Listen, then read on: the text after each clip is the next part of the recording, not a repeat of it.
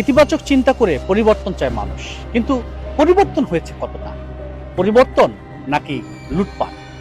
Bus stand থেকে লঞ্চঘাট, কারওয়ান বাজার থেকে সচিবালয়, সর্বত্রই চলছে লুটপাটের এক মহা উৎসব। থেমে নাই গণমাধ্যম। 5ই আগস্টের পরে অনেক টেলিভিশন, পত্রপত্রিকা বন্ধ হয়েছে, অনেকগুলো চালু হয়েছে। হয়েছে কর্তার পরিবর্তন, কিন্তু এই পরিবর্তনে অনেকেই হাজারপতি থেকে হয়েছেন কোটিপতি।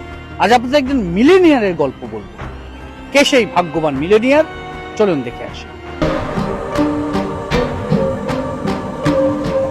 গত 15 বছরে আওয়ামী লীগ সরকারের সময় তিনি ছিলেন দুধে ভাতে। এস আলমের কাছ থেকে নিয়েছেন কোটি কোটি টাকা। সেই টাকায় ঢাকার মোহাম্মদপুরে অন্যতম দামি এলাকা সলিমুল্লাহ রোডে কিনেছেন ফ্ল্যাট এবং গাড়ি। বড় ছেলেকে পড়িয়েছেন ঢাকার অন্যতম দামি স্কুল অক্সফোর্ড ইংলিশ মিডিয়ামে, যার পেছনে মাসিক খরচ লাখ টাকার বেশি। ছেলেকে পড়াতে এত টাকা যখন তিনি ব্যয় করতেন, তখন তার মাসিক বেতন ছিল সর্বোচ্চ 73,000 টাকা।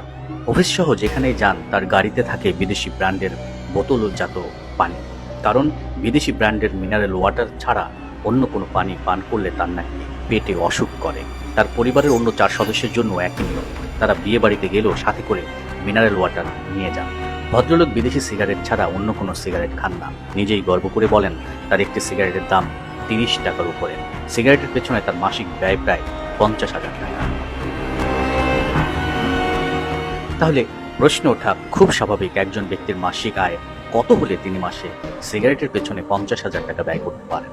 সরকার পরিবর্তনের পর তিনি এখন ঢাকার 5 তারকা হোটেল সোনারগাঁ, ওয়েস্ট এন্ড ছাড়া অন্য কোথাও খেতে বসেন না। এতক্ষণ ধরে যার কথা বললাম তিনি 71 টেলিভিশনের শফিকুল ইসলাম ওরফে শফিক আহমেদ। শফিক আহমেদকে নিয়ে আমাদের ধারাবাহিক প্রতিবেদনের আজ দেখুন প্রথম পর্ব। তার মাসিক বৈধ বেতন জুলাই পর্যন্ত ছিল 73,000 টাকা। এরপর পদোন্নতি পেয়ে বেতন বেড়েছে। রংপুরের একটি নিম্ন মধ্যবিত্ত পরিবারের এই ব্যক্তি 71 টেলিভিশনে সাংবাদিকতার নাম ভাঙিয়ে কোটি কোটি টাকা কামিয়েছেন। শফিক আহমেদ 71 টিভিতে বিএনপি বিটের সিনিয়র রিপোর্টার হিসেবে যোগ দেন 2012 সালে। জিয়াউর রহমানের মাজারে বিএনপির ফুল দিতে যাওয়া ছাড়া বিশেষ কোনো প্রতিবেদন করতে পারেনি। টেলিভিশনটিতে কোনোদিন একটি ব্রেকিং বা স্কুপ নিউজ দেওয়ার নজির তার নেই। যোগ্যতা তার একটাই, তা হচ্ছে তিনি বিএনপি বিট করেন। এই টিভিতে যোগদানের সময় তার বেতন ছিল মাত্র 40,000 টাকা। এরপর ধাপে ধাপে গত 12 বছরে জুলাই মাস পর্যন্ত বেতন দাঁড়ায় 73,000 টাকায়। তাই বোঝাই যায় বেতনের বাইরেও তার বিশাল একটি আয় ছিল। এই আয়ের বেশিরভাগ এসেছে আলোচিত ব্যবসায়ী এস আলমের কাছ থেকে আর নানা ধরনের অনৈতিক ধান্দা করে। শফিকের সাথে তারেক রহমানের ভালো যোগাযোগ আছে। পরিস্থিতি পরিবর্তন হলে এস আলমকে দেখে রাখবে, এসব কথা বলে এস আলমের কাছ থেকে নিয়মিত মাসিক ভাতা নেওয়ার পাশাপাশি নগদ 5 কোটি টাকার বেশি নিয়েছেন বলে অভিযোগ উঠেছে। এস আলমের কাছ থেকে তার টাকা নেওয়া শুরু 2016 সাল থেকে, যা এখনো চলমান। এর বাইরে বিগত সরকারের সময় 71 টেলিভিশনের নাম ভাঙিয়ে এলজিডি, জনস্বাস্থ্য প্রকৌশল ও শিক্ষা প্রকৌশল অধিদপ্তরে দুর্নীতিগ্রস্ত প্রকৌশলীদের কাছ থেকে বদলি বাণিজ্য, ঠিকাদারদের কাজ পাইয়ে দেওয়া ও কর্মকর্তাদের দুর্নীতির ফাইল জোগাড় করে নিউজের ভয় দেখিয়ে বিপুল পরিমাণ অর্থ তিনি বাগিয়েছেন। সরকার পরিবর্তনের পর বিএনপির লোক হিসেবে নিজেকে পরিচয় দিয়ে তার চাঁদাবাজির ক্ষেত্র আরও ব্যাপকভাবে বিস্তৃত হয়েছে। সাংবাদিকতাকে পুঁজি করে শফিকের এসব দুর্নীতি সাংবাদিক মহলের সবাই জানেন। নির্ভরযোগ্য সূত্র জানিয়েছে, বৈষম্য বিরোধী আন্দোলনের সময় 71 টেলিভিশন যখন সরকারের কথায় আন্দোলনের নিউজ বন্ধ করে দিয়েছিল, তখন 71 টিভির বেশ কয়েকজন সাংবাদিক ব্যবস্থাপনা পরিচালক মোজাম্মেল বাবুর কাছে প্রতিবাদ করেছিল। কিন্তু তখন শফিক আহমেদ প্রকাশ্যে মিটিংয়ে বলেছিলেন, আন্দোলনের নিউজ বন্ধ করে মোজাম্মেল বাবু ঠিক কাজই করেছেন। সেই শফিক 5 আগস্টের পর বিএনপি সমর্থক দাবি করে বিশেষ প্রতিনিধি থেকে সরাসরি সিওও এবং হেড অফ নিউজ হয়ে গেছেন। শফিক কতটা দুর্নীতিগ্রস্ত তা তার ব্যাংক হিসেব বিশ্লেষণ করলেই বোঝা যায়। আমাদের হাতে তার ব্যাংক হিসেবের পুরো তথ্য এসেছে। সেখানে দেখা যায় সিওও হবার পর ব্যাংকে বেতন ঢোকে 1,11,000 টাকা। মিউচুয়াল ট্রাস্ট ব্যাংকের এই স্যালারি অ্যাকাউন্টে জুলাই 2022 থেকে ডিসেম্বর 2024 পর্যন্ত অর্থাৎ 30 মাসে তার বেতন ও বোনাসের বাইরে 1,45,27,881 টাকার বেশি জমা হয়েছে।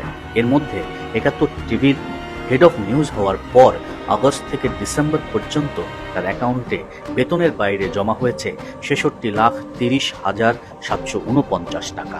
এর মধ্যে শুধু একটি হাউজিং কোম্পানির কাছ থেকে নিয়েছেন ৫০ লাখ টাকার উপরে। এই হাউজিং কোম্পানিটির নাম ওয়ে হাউজিং। তারা কেন এত টাকা দিচ্ছেন তা অনুসন্ধান করা জরুরি। আমরা এই হাউজিং কোম্পানির ব্যবস্থাপনা পরিচালক নাজমুল ইসলামের সাথে যোগাযোগ করেছিলাম। তিনি এ বিষয়ে কোনো মন্তব্য করতে চাননি।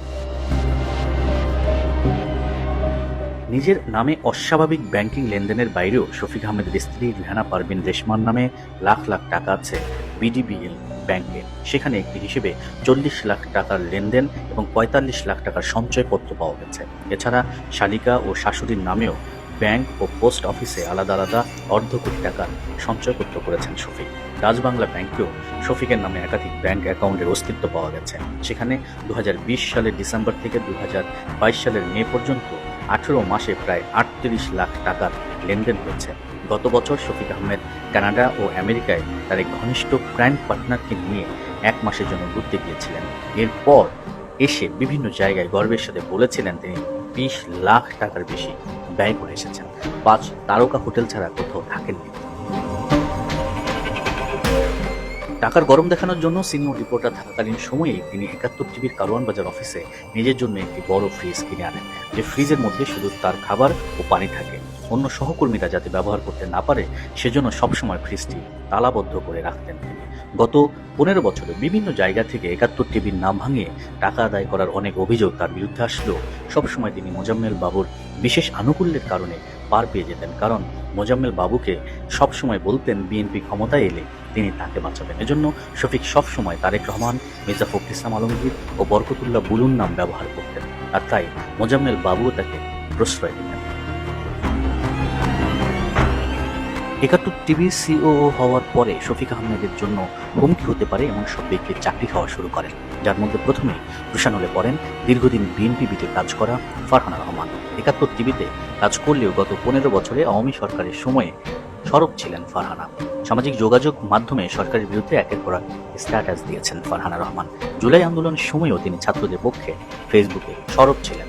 মোজাম্মেল বাবু এজন্য বেশ কয়েকবার রাগান্বিত হলেও ফারহানা রহমান তা শুনেননি। কিন্তু আওয়ামী লীগ সরকারের সময় শফিকের ফেসবুকে একটি স্ট্যাটাসও খুঁজে পাওয়া যাবে না সরকারের বিরুদ্ধে যায় কিংবা সরকারের কেউ অখুশি হয়। অথচ সেই শফিক এখন সব জায়গায় বিপ্লবী সেজে বিএনপিকে ব্যবহার করছেন। আওয়ামী লীগ সরকারের বিরুদ্ধে সরব থাকা ফারহানা রহমানকে বার্তা প্রদান হওয়ার পরপরই দোষর আখ্যা দিয়ে চাকরি থেকে সরে যেতে চাপ দিতে থাকেন। ফারহানা তা না শুনলে অফিসে নানাভাবে হেনস্থা করতে থাকেন। এক পর্যায়ে ফারহানা রহমান অফিসে আসা বন্ধ করে দেন।